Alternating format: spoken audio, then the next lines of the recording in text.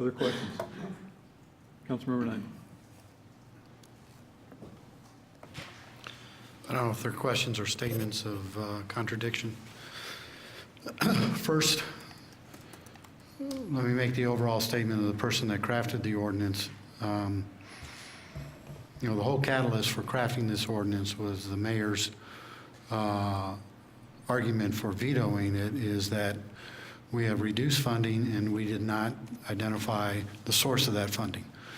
So when we identify the source of that funding per his request, all of a sudden it's something that we're not allowed to do. I just think that is totally, you fill in the word.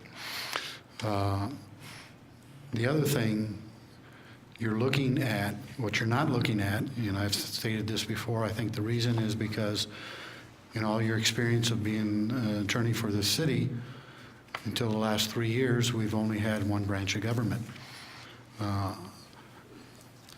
I've come from a different background. I come from a background of working budgets at the federal level and knowing the separation and the checks and balances when you have multi-branches of government. The charter says all legislative powers rest with city council. If you look at the state legislature, you look at federal legislators, you look at other cities where council has a staff, the crafting and the introduction of ordinances, resolution, and et cetera is a legislative function. So we could very well argue by practice everywhere else, the executive branch has no right to introduce any type of legislation at all. It can request that council generate such a legislation, but it has no right to do that. The only reason we do that in practice is because council has only 5 members of staff. We don't have the legislative staff that every other governing body has at the state and at the states and the federal level, and like the city of Denver. You always like to compare the city of Denver. So, you know, in reality, other than the power given to present a budget, the executive branch has no power to introduce legislation. That is a legislation, yet we do it all the time. So you're saying that the legislative branch cannot introduce its own legislation is, again, you fill in the blank. The budget inherently in every other form of every other municipality, local or wherever, the budget is a legislative function. The president's budget, once he gives it to the Hill, is no longer his or hers. It belongs to the legislative branch. So he prepares it, she prepares it, whatever it'll be in the future. It's put over to the Congress, and there's been cases in the past where Congress has said, when it comes across the street, it's DOA, and they do their own. And we have the right in the charter to do our own. We could increase and decrease, and we can eliminate and add programs. And we could take that thing, totally throw it away, and do a whole new budget. But we don't have the staff. Number one, we don't have the staff. Number two, it's not good for the city. Changing the amount that we appropriated during the year ad hoc wise is also not good practice for the city, but it doesn't mean that we don't have the right to do it. And in this case, we passed ordinances that reduced the expected funding. We introduced that ourselves. That was not introduced by the executive branch. It was something that Councilwoman Collins spent a year on doing. And then the mayor rightly pointed out that we got an unfunded mandate, so we funded that mandate by decreasing the amount. And as I mentioned before, my original path ahead was I crafted a resolution to change in the departments, taking that $250K out of general costs and giving the departments that need it. It was on the advice of the administration branch, specifically our chief financial officer, that the easiest way to do that would be to decrease the annual appropriation amount. So we were working in concert with the administrative branch to come up with this, and all of a sudden we're in this quagmire. And you know, you're saying a judge would say this, a judge would say that. You're looking at it from somebody who's only been used to one branch of government. Go look at how other branches of government, the budget is historically throughout this nation a legislative function. And per our charter, all legislative functions belong to the governing body, which is the city council. Councilmember Knight, I think you're correct that we all struggle with the implementation of the council-mayor form of government. The city has been a council manager form for a very long time, and it's very difficult to try to figure out, once some of these words have been changed in the charter, what does that mean with regard to who does what to whom now? But just as you had said that I should look at other governments, I did exactly that. I looked at our state, and I looked at what the state says local governments here should be doing with regard to budget and appropriation, and I provided that to you. Quite frankly, how the state of Idaho or the federal government chooses to structure their government is entirely up to them. We have our charter and we have state laws, and while this state law doesn't apply to us, 90% of it has already been adopted by our charter. And so I am merely presented this because I wanted to make sure that we, as an office, were analyzing this properly. With regard to legislative activities, you're absolutely right. Only the council can pass an ordinance, and only the council can pass a resolution. This council has been extremely active in trying to initiate ordinances that deal with things other than administrative functions. This particular ordinance, in our opinion, crossed the line to an administrative act, which, in our reading of the charter, the legislative body doesn't have authority to do. And I'll agree with you that we are going through growing pains, and that's why I've offered before, and I'll offer again, that we can resolve those through legislation or litigation. I prefer legislation, and I'll always be happy to sit down with the executive branch and jointly craft legislation that will help clarify wherever the charter is silent or ambiguous. But as far as you're looking at other areas of the state, you are reading into what you provided us. There is no language in here saying who crafts legislation or who crafts changes to the budget.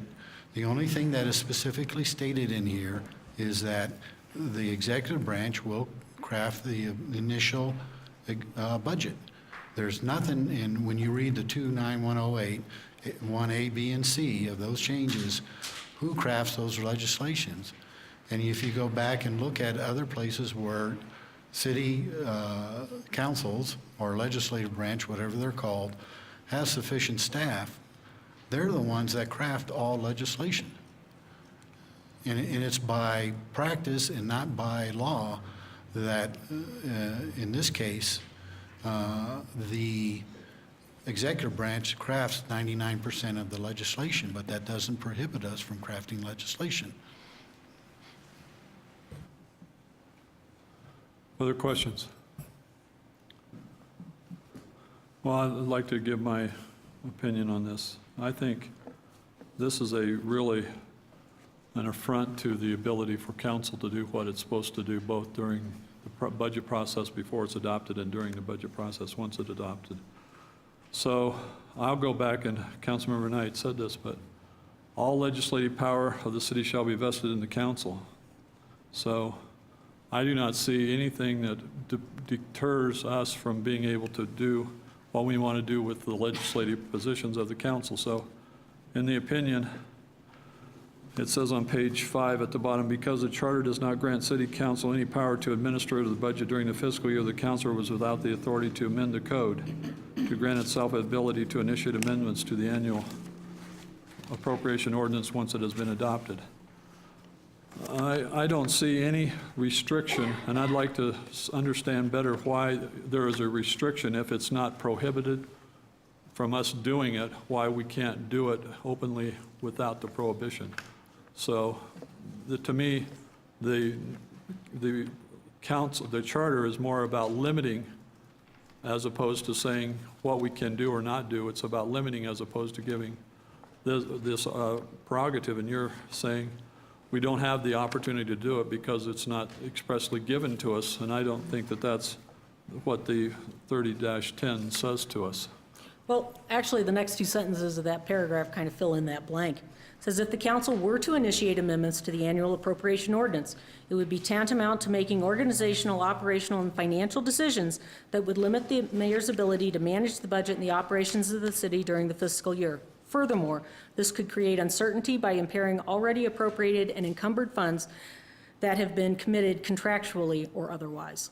And so the point there is that once those funds are appropriated, it is an authorization to spend, and you leave it to the executive to spend and administer during the fiscal year, unless there's some unforeseen, catastrophic emergency, contingency, whatever. That is the mayor's job under our code. And so when the council initiates these changes that's basically taking his spending authority out of the mayor's control, then it's the council that is really administering the budget.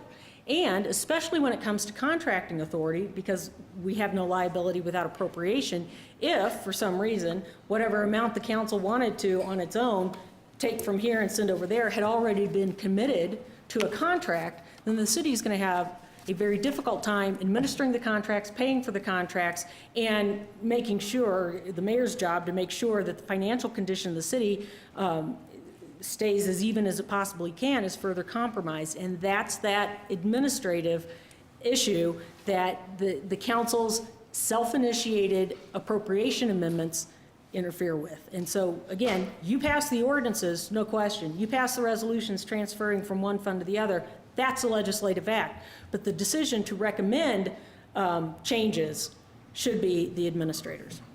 Okay, so what do you perceive as an unforeseen contingency in 7-60? I think that's the Waldo Canyon fire. If for some reason we needed $1 million extra to pay for water or equipment or other people, the council could initiate an ordinance to take that out of the general fund. Keep in mind, appropriations are authorizations to expend. That's what it does. The appropriation ordinance does not pull anything back. And an amendment to the appropriation ordinance should not do that because, again, an appropriation is an authorization to spend. And once it's authorized, then you leave it to the administrator, the executive, to spend in accord with the budget, because you approve the budget, and it's then the executive and the administrator's job to make sure that they manage the budget and the appropriations appropriately. I just don't see the limitation as being absolute once it's adopted by council during the budget, during the fiscal year. I just don't see that as being absolute. Councilmember Miller? I think the generalization is, I agree with the generalization. If there's contracting authority and funds, then you wouldn't want to be able to pull that appropriation. We're talking about an appropriation for something that council has full control over. We alone control what goes on the ballot. So if $250,000 are not going to be spent because this council is not going to place an item on the ballot, there shouldn't be any administrative action related to that funding. So I understand the general arguments, and I don't think council has tried to go unless there's already a plan for that $250,000 that was not appropriated or intended by council. So what I'm saying is, here, this is something we control. That $250,000 expense, nobody can put that on the ballot except city council. Okay, I'm going to harken back to the charter. Nothing herein contained shall prevent the council providing for payment of any expense, and that's not what this particular ordinance was doing, the necessity of which, of the expense, is caused by any casualty, accident, or unforeseen contingency. There was no unforeseen contingency here, because the $250,000 may or may not have been spent on the fall election anyway, and in a budget of $250 million, $250,000 is de minimis, and it's not one of those big things that the charter was definitely reserving to the council to initiate.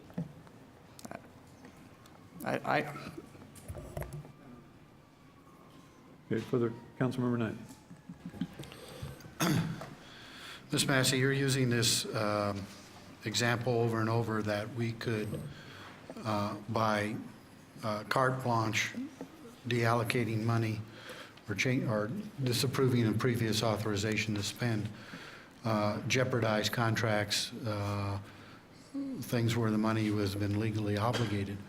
And in charter, you haven't mentioned where charter prevents, specifically prevents council from doing that. There's a section of the charter, I think it's in 730 or 750, that says when we appropriate the budget, we must ensure that all legal obligations are covered or fully financed. So your doomsday scenario is prevented by the charter already. We cannot, even if you agreed with us that we had the right to initiate an ordinance to deappropriate funds, we could not do so if it would have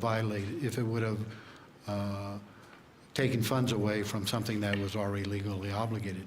So once a contract is in place, or bond money or anything else, we got to ensure that that's covered. So that's for the out year. So the scenario that you have is out there. But I just go back that I just find it ironic, or whatever other word you want to put in there, that when the mayor, this whole thing stews from the mayor challenging us that we hadn't identified the source of funds for the lack of funding, and we can only identify in the budget year. We can't identify out years. As you point out, he has to prepare the 2015, 2016 budget. So the only place where we could identify funds is for the loss of funds for this year, which was anticipated to be $200,000. I proposed one avenue of approach, modified it on the recommendations of our city's CFO, and then we're in this position that the whole thing's illegal. It's just ridiculous that we're even having this discussion when we were answering a question for the mayor in a way proposed by the city's CFO. Further comments? Councilmember Miller. I just want to say one thing about the privilege. I appreciate that the mayor released the privilege, but I look at this in a parallel way with opinions asked for on City for Champions that were released to the press through the mayor before we even got to see the draft. And yet we're going to not release the opinion related to council powers in respecting the privilege of the mayor. I just think there's a completely lopsided perception of how council is treated. With all due respect, Councilmember Miller, the mayor mentioned the opinion, but it was not disclosed to the public until this council also took a vote and we released it in this chamber during a meeting. He released the basic premise of the opinion to the press.